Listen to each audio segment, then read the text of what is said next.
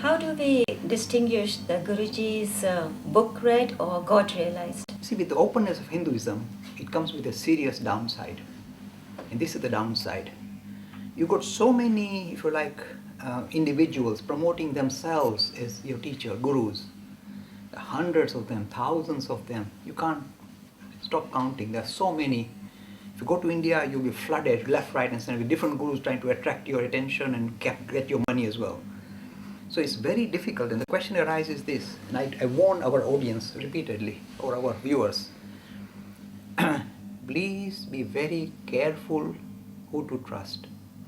Because if you put your trust in somebody wrong, suppose you say, oh, I'm going to trust this particular person because they appear so charismatic and he's so clever and he sounds so nice.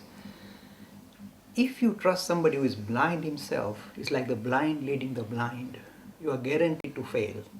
Your spiritual journey will come to a stop immediately if you kind of focus on the wrong personality.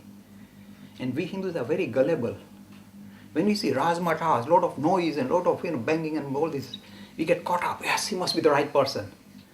The only way you can decide who is the right person is think for yourself. No, don't ask me even. It's not my job to become a monitor. You ask yourself, is this person talking from experience or is it just book learning? There are some gurus who are experts in book learning. They have memorized. Forget about the Hindu guru. There's one Muslim who is all the time quoting the Hindu scriptures on the TV all the time and making a mockery of Hinduism. I won't mention his name.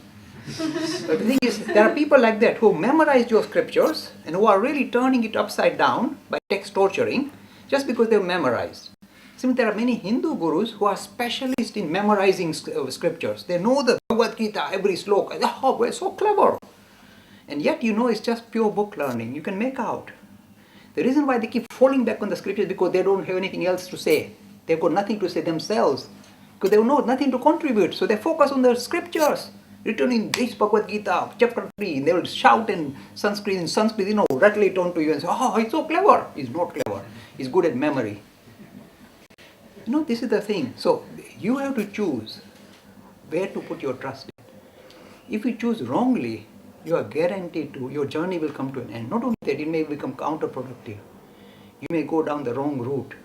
So instead of progressing, your progress may stop and go in reverse. I'm saying, frightening you.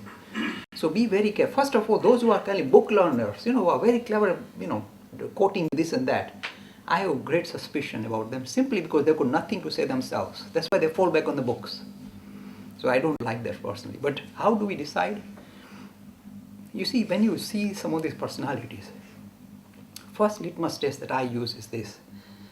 Something very original will come out of their lips. This is the sign of the spirit. They will not fall back on the ancient. They won't deny the ancient, but they will say something which is very modern.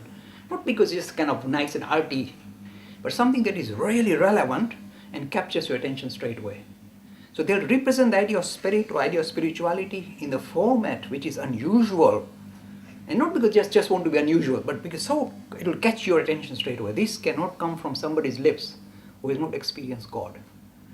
For example, when I read, one of these kind of acharyas that I like, Vallabhacharya, and when I heard, this Madhuram, straight away I know this man is God realized. He said, everywhere I look is nothing but sweetness. Everything is nothing but sweet. So even the horrible things that you think like a piece of stone, that's as sweet as so sweet. So that's not stone. No, it's so sweet. He has touched the place with Brahman. He has experienced Brahman. He says everything, nothing but Brahman. And this thing come out naturally. So he's not saying, oh, it's the Bhagavad Gita. It pours out. So whenever you find any individual, any personality who pours out with original ideas, this for real. This is one of the litmus tests. They will not fall back on the scriptures. They will not deny the scriptures, but they will bring new scriptures into light.